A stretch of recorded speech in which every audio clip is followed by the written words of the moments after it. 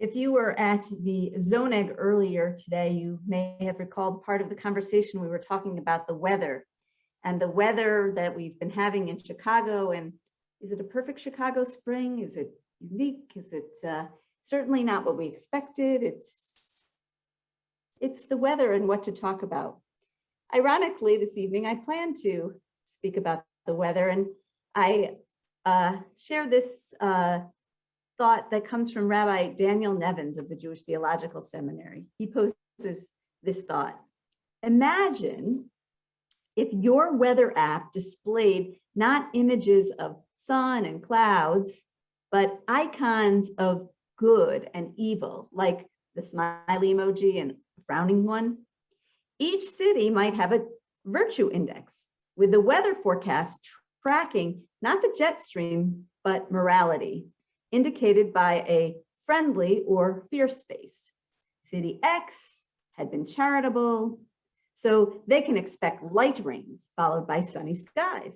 But City Y has seen an uptick of violent crime, so it is in for a drought or a hurricane. According to our double portion this week, Behar B'chukotai, weather conditions are based on how we behave. In Leviticus chapter 26, God warns the Israelites, if you follow my laws and faithfully observe my commandments, I will grant your rains in their season so that the earth shall yield its produce and the trees of the field their fruit. But if you do not obey me and do not observe these commandments, if you reject my laws and spurn my rules so that you do not observe all my commandments and you break my covenant, getting all those in, I will make your skies like iron and your earth like copper. Your land shall not yield its produce, nor shall the trees of the land yield their fruit. So if we are law-abiding individuals, then we'll experience just the perfect weather for the time of year and just the right amount of sun and rain, the perfect speed for the wind and the right humidity. If we stray from the rules, then we will be struck not only by lightning, but by floods and hurricanes, drought and fire, blizzards, and polar vortexes. And this is all based on the moral behavior of the majority of people living in the region. Right? Well, it's interesting because Jewish tradition has long embraced a reward and punishment system connected to our weather. In the prophetic writings of Amos, we learn that one well-behaved community will receive that perfect amount of rain, while the evil people in possession of the next town will witness drought. Amos speaks God's words to the people, saying, I therefore withheld the rain from you 3 months before the harvest time. I would make it rain on one town and not on another. One field would be rained upon, while another on which it did not rain would wither. We find another example in the traditional reading of our prayer V'ahavta, which includes a second paragraph describing the delivery of rain based on behavior. And this second paragraph comes from the Torah, from the book of Deuteronomy, in which we read, if then you obey the commandments that I adjure upon you this day, loving the eternal your God and serving God with all your heart and soul, I will grant the rain for your land in season, the early rain and the late. Take care not to be lured away to serve other gods and bow to them, for the Eternal's anger will then flare up against you, and God will shut up the sky so that there will be no rain, and the ground will not yield its produce, and you will soon perish from the good land that the Eternal God is assigning to you. This second paragraph of V'ahavta, in case it doesn't sound very familiar to you, has not been part of Reformed Jewish liturgy for a long time. Perhaps due to the Reformed Jewish ideology that rejects such a system of reward and punishment, or perhaps due to the modern sense that it is science that steers the weather, not our moral behavior. Interestingly, though, in the 2015 publication of Mishkan HaNefesh, which is our High Holy Day Machzor, we do see this second paragraph as one of those gray pages, so some congregations might continue on page 154, that's in the Rosh Hashanah Machzor, and it is there. Throughout my years, I too have rejected the idea that God works within this reward system, distributing rain based on behavior. I believe in science. And yet, surely our behavior does have an impact on the weather. Severe or no rains will fall, not based on whether we've lit Shabbat candles, have kosher parchment in our mezuzot, give tzedakah, or more secularly drive the speed limit, but how we eat, how we travel, including driving the speed limit, how we use electricity, how we use water, does have an impact on our planet, and therefore the weather. Our behaviors matter, and the most effective ways that individuals, policymakers, and businesses can reduce our carbon footprint might surprise us. CNN, the cable news network, recently presented a quiz on climate change based on facts from an organization known as Project Drawdown, which defines itself as a leading resource for climate solutions. Now, the test taker is challenged to rank what behaviors taken by individuals, by industries, and policymakers will actually reduce the carbon footprint on this planet.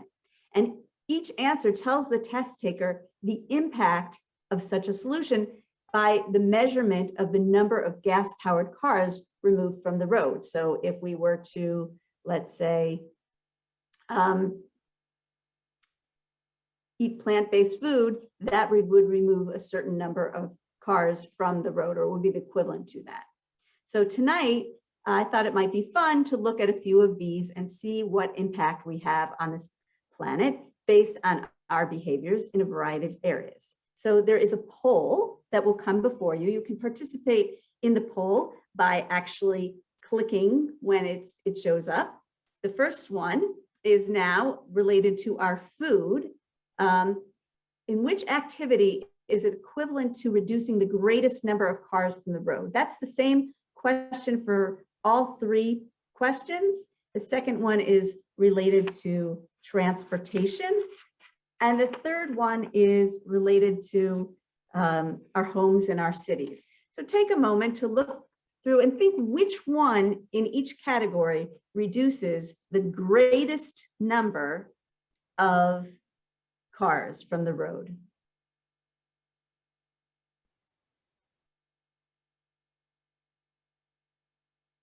It looks like we have 45 seconds.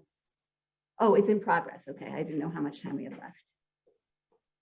So, right, as you enter your answers, they'll appear that what percent of people feel are the greatest. And then I'll share with you the answer. If you just want to do it in your mind and you don't want to click, that's fine too.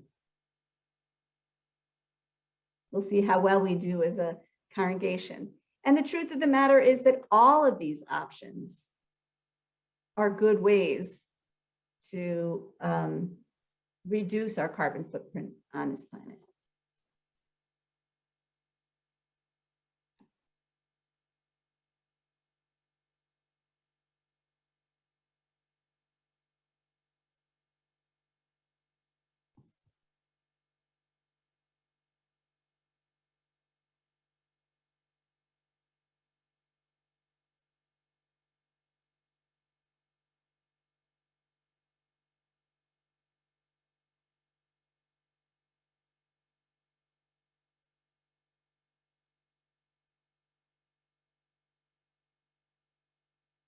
It's interesting as more people are voting to see the shifting.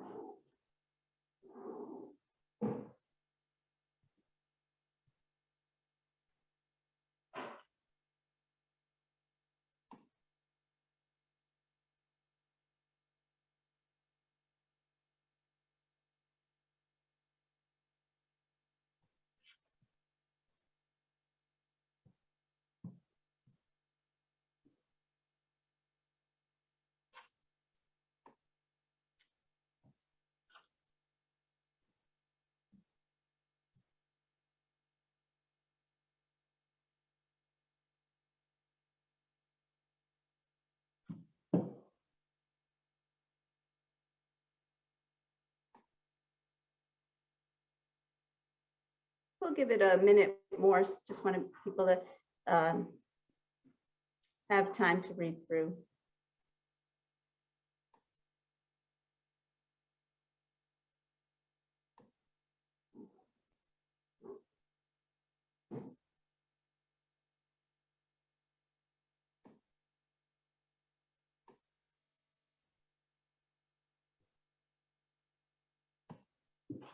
Very interesting how the shifts have been made in the first section related to our food.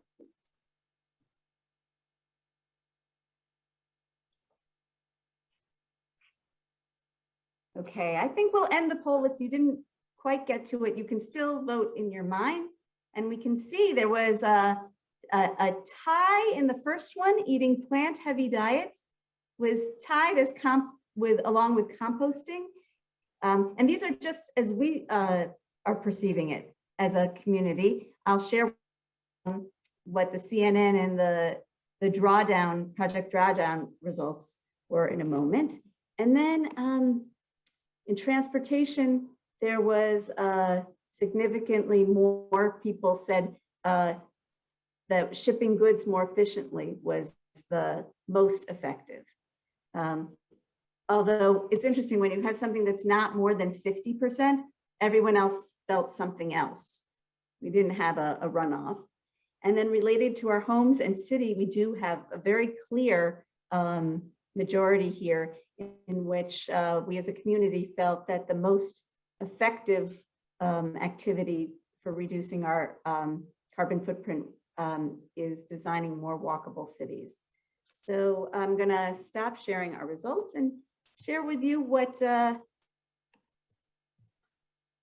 then Project Drawdown says.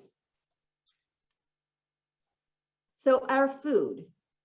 So we interestingly had a tie for eating plant foods and composting. And I'll tell you that the actual quiz isn't just about which is the most effective. One had to rank the four. And I will tell you that I did very poorly in having to rank which is most effective, which is the best solution, and then second best, third best, and fourth best. But what we learned is the answer that Project Drawdown has concluded is that throwing away less food is clearly the lead solution. And that is equivalent to removing 529 million cars off the road. And I would have thought that composting would have been much higher, but composting of that category was actually the last one. It came in fourth. It's only equivalent to removing 17.1 million cars from the road, whereas throwing away less food. So a third of all food that we raise and grow never makes it onto our plates.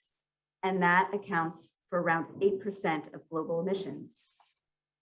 Now, in the area of transportation, the number one that we as a group, or the one that got the largest percentage, was shipping of goods. If we change the way we ship goods and do that more efficiently.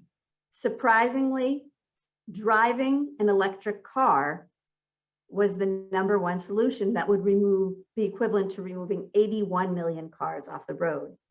And the description is that planes and ships that crisscross the globe, yes, use a lot of energy. And if we were to adopt more efficient shipping practices and fly fuel-saving planes, that would reduce a lot of our CO2. But if more people started driving electric vehicles, it would cut carbon emissions even more, removing, as I said, 81 million cars off the road. And then the third area we looked at our homes and our cities. We had a clear majority that said to design more walkable cities. Actually, that's the second best solution. The number one solution, to my surprise, was switching to LED light bulbs. Designing cities that prioritize walking helps cut emissions from driving, but according to Project Drawdown, Some even more impactful ways to reduce energy can be found at your local hardware store, and that LED light bulbs, they cost more, but they use far less energy than, of course, compact incandescent bulbs and even compact fluorescent light bulbs, and they last longer. So the switching to LED light bulbs is equivalent to removing 58.5 million cars off the road, while redesigning our cities would only remove 21.9 million. So switching to LED light bulbs is the clear solution. Now, these activities are among the top solutions that will help reduce the warming of the earth, or as Rabbi Arthur Waskow would say, it would help prevent global scorching. He always found that global warming sounds too nice, it's more cuddly. But we today have used this word now, climate change, throwing away less food, switching to electric cars, switching to LED light bulbs are among the top solutions that will reduce the harmful effects of climate change. And it's within our power to act and to take on certain behaviors that will impact our planet. Some of us are already doing this. I think there's room, I know for me, to improve, and maybe all of us to do better. I may not believe in God's rewarding us with rain and punishing us with polar vortexes based on our following the commandments, the mitzvot, but I do believe that our actions have consequences, which can ultimately bring good or bad upon us and upon our earth. So the next time we open our weather apps, let us also think about what we can do or continue to do or take on new that will contribute to the healing of our planet. And when we engage in these behaviors, these activities, such as throwing away less food, switching to electric cars, switching to LED light bulbs, or eating more plant-based diets, driving less, flying less, and more, may we feel that sense of reward. Shabbat Shalom.